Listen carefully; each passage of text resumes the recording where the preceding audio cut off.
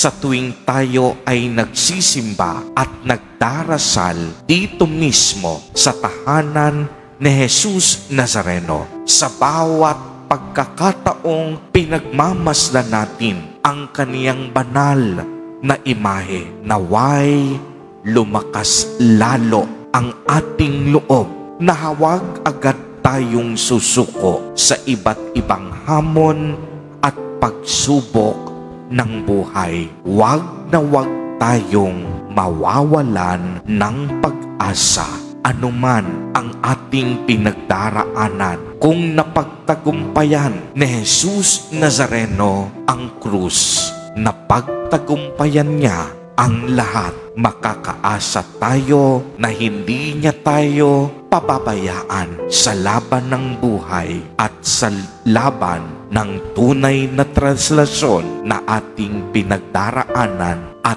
pinapasan sa krus. Kung hindi na natin kaya, ialay natin ang krus kay Jesus Nazareno. At si Jesus Nazareno mismo ang magbubuhat ng krus para sa ating lahat. Amen. Purihin at dakilain natin ang ating Panginoon, ang mahal na poong Jesus Nazareno.